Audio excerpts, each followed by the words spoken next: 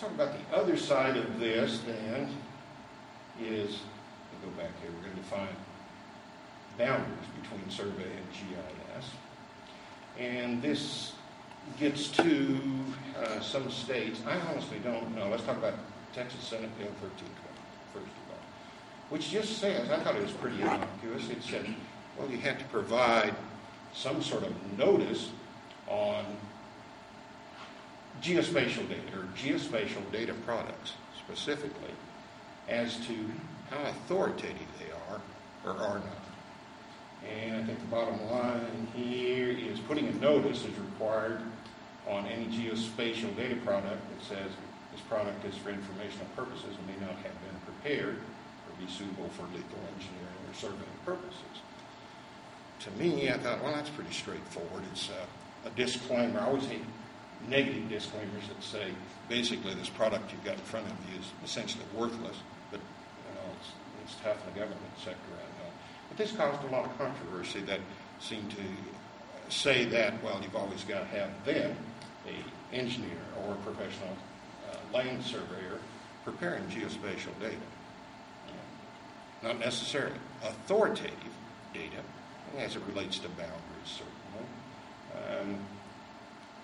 Again, this seemed to, and I don't know if it passed into the law or not, it seemed like more a disclaimer on this, and surveyors, we do have a feeling about authoritative data. That doesn't mean we push buttons more accurately or use measurement devices more accurately. Sometimes we don't.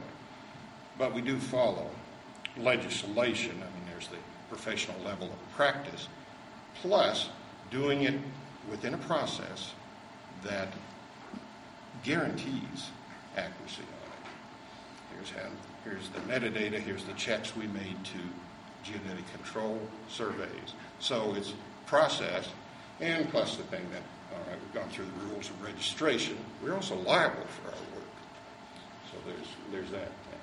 Again, that doesn't suggest, in my mind, either superiority, it's superiority or better knowledge. It is strictly definition of legal limits. So at any rate, this is one of those boundary sort of things out there. I don't know how it was resolved, but I think reaction to these is a lot of times just totally negative.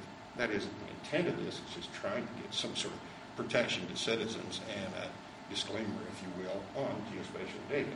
Geospatial data per se, not the province, just strictly of GIS folks. That's what surveyors do as well.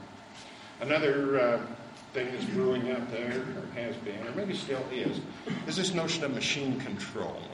Surveyors used to pound a lot of stakes in the ground to show where things should be built or graded to. Technology is changing. One of the big things out there is machine-guided bulldozers, earth-moving equipment that are reading from a digital terrain model and literally grading by instrumentation alone. That's fine. We're not, again, that's one of those points we don't want to surveyors take over the construction industry. However, we feel like there should be some sort of responsible charge of the creation, the authoritative certification of the digital terrain models. Okay. And just a quick check, this was a committee effort that we had last year, and it was checking, well, which states specifically have updated legislation to require registers. And maybe it's just my particular selection on this, but a lot of them do. Very specifically. Some of the specific ones are like from the North Carolina Board of Examiners. 3D modeling for grading and stakeout. This is one of their policy statements. Let's see. Creation and design of controls, profiles, and cross-sections for the purpose of earthwork grading are within the definition of the practice of land surveying and engineering shall be done under the responsible charge of the professional engineer or land surveyor. They're not signaling the earth-moving equipment, but they are certifying to the accuracy of the digital terrain model. In doing that, they're also accepting a certain amount of responsibility for that as well. These are just, in my mind, they're really kind of common sense sort of things. Again, our surveyors measure the land, right? Focus is seen typically in boundary surveying.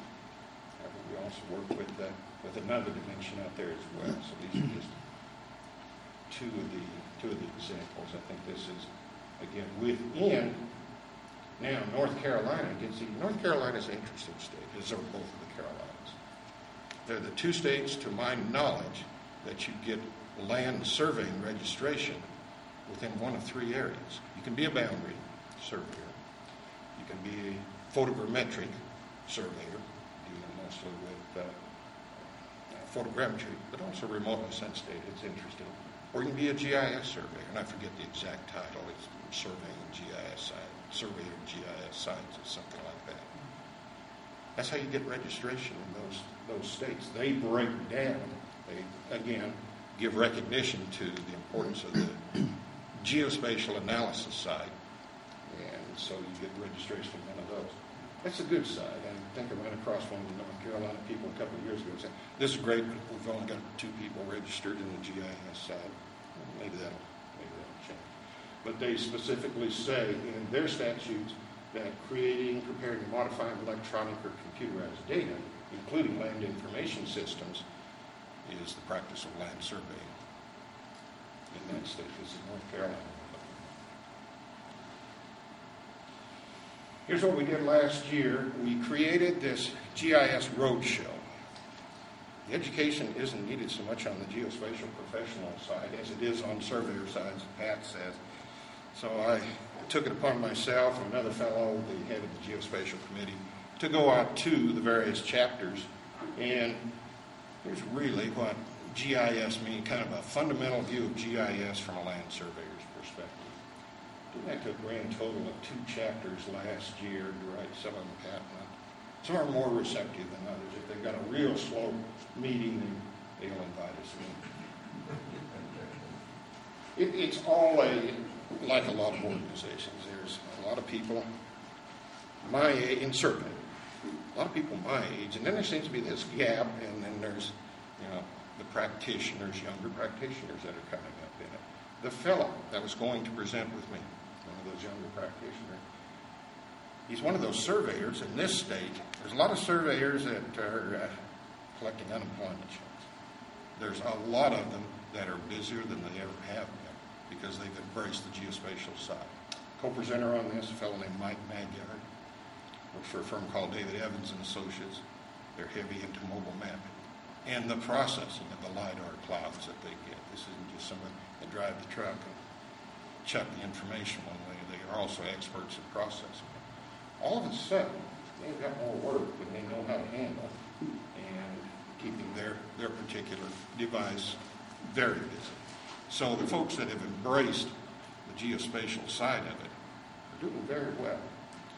And Pat, sadly, as most people, fewer gray hairs. This is, well, just for the record, I wouldn't be a surveyor you'd engage go out and doing field surveying. GIS has been primarily my life's work, and I got registered in land surveying because I thought that would be the profession that would just go headlong into GIS. For some reason, we did not, and so there's a few of us crossbreed people out there, and they're getting to be more and more. We participate in GIS Day activities at we pick a local school. We are also working on best practices overview to submit to the AG committee, and which in turn goes to the National Geospatial Advisory Committee. They are the guys that put together this document, the changing geospatial landscape. They're not focused primarily on technology in this thing. They're talking about sharing of fundamental data sets. But I thought what was interesting is one of the key things is saying that a minimum point is needed is a commitment to improve spatial data and recognition of the place of multiple stakeholders in the generation and sharing of this data. So they're talking to the combination of GIS and surveying and any other professional involved.